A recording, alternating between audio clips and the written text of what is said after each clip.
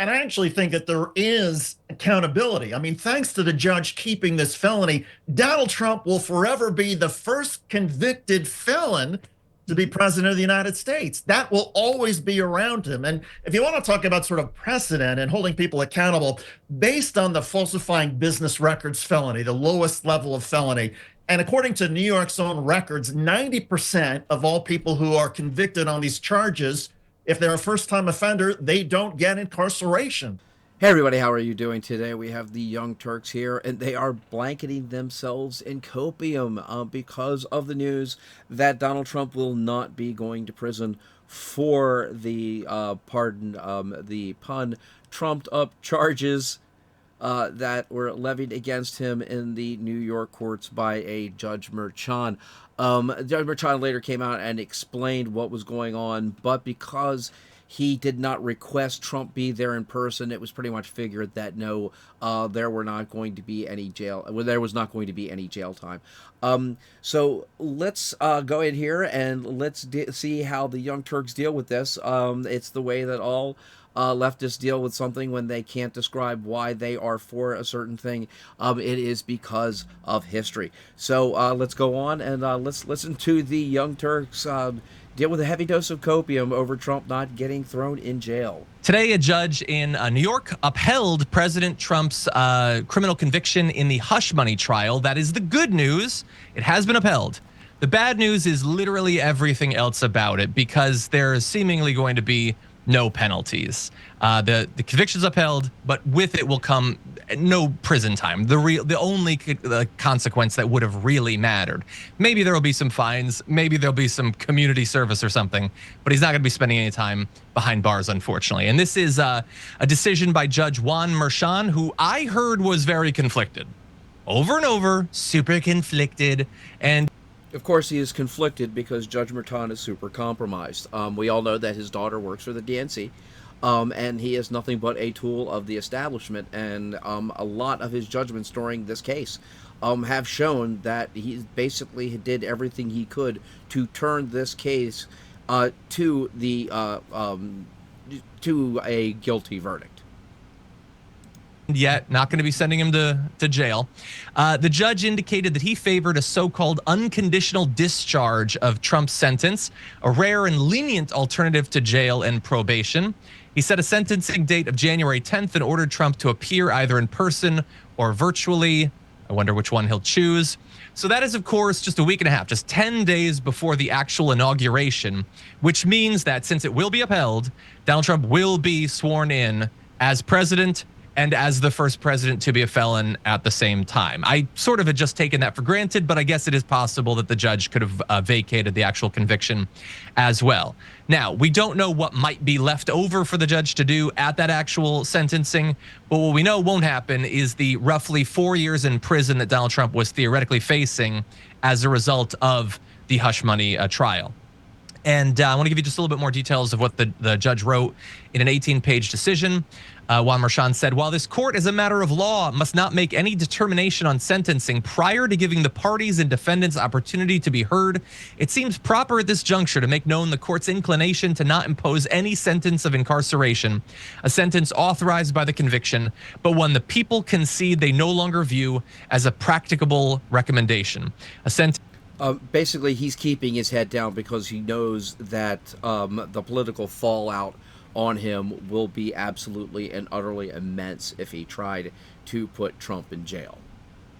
Of an unconditional discharge appears to be the most viable solution to ensure finality and allow defendant to pursue his appellate options, which, look, I guess there is some sense to that. But I love that, like, the focus at the end there is that we have to make sure we do right by the defendant who did the crime. We don't have to do right by, I don't know, I guess the people who were harmed by the crime? The people that were brought forth as being harmed by the crime testified that they were not, in fact, harmed by the crime and actually made money by the supposed crime. Basically, this is insane. People who are concerned about the precedent being set, all of the other potential stakeholders in this issue. It's mostly just to make sure that he's okay, he gets to be president, he gets to do his appellate thing. Now, Look, we've talked obviously quite a bit over the last couple of years about the variety of different allegations against Donald Trump, and everyone can disagree about how they rank the charges against him. I consider the hush money stuff to be relatively low priority compared to some of the others. It was very low priority. It was very low on the chain because it was the only one that they may be able to push through because the chances for a guilty verdict were so favorable within the court system that they were in, that being the New York court system. But it's funny that like all up and down, that whatever your list of priorities is, it's just one way or another. Lack of accountability, lack of accountability, lack of accountability. I saw, Waz, a reaction from you. What do you make of what the judge decided? Okay, and as far as the accountability issue is concerned, and Iderola is going to go in this at the end of this, it is absolutely amazing. But again, it's because these people are actually pushing the belief that Donald Trump actually did these things, or that the things that he did actually came up as a felony thing. I mean, honestly, most, if not all, of these 34 indictments would have been tried as a misdemeanor had it not been Donald Trump. So again, a lot of what they're going off of, again, is the belief that everything about this was true. Now, the other ones, they fell apart, and they mainly fell apart because they were so overreaching, because they were using such great precedent for such heavy charges that were being levied.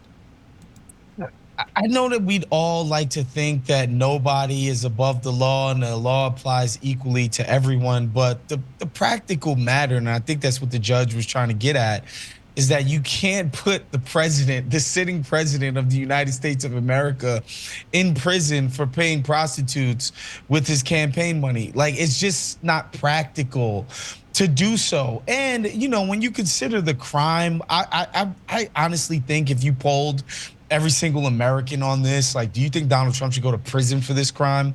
Most people would say nah. You know, mainly because this is a crime solely on the words of a known felon and liar. Okay, so that you have to take into account.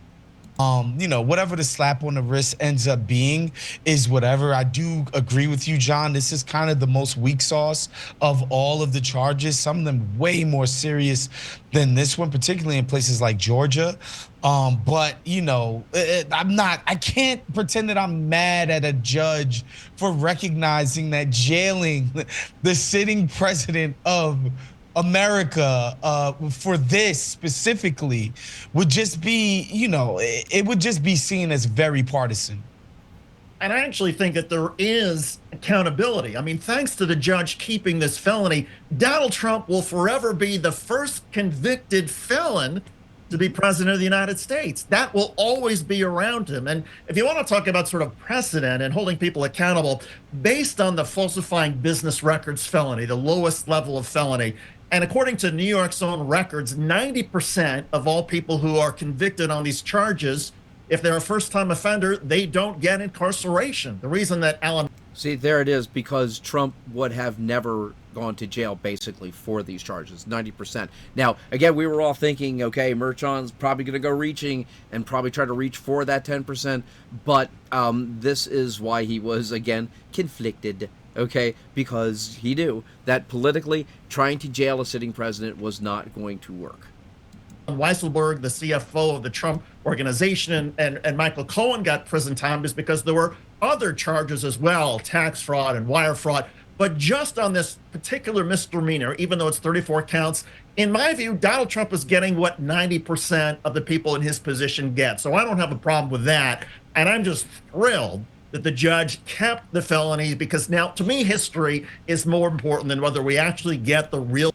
And that is it, right there. Okay? This is the blanket of copium that the Young Turks are using so that they can live with the fact that Donald Trump will evade jail time. Okay? It is history will show that he was a felon.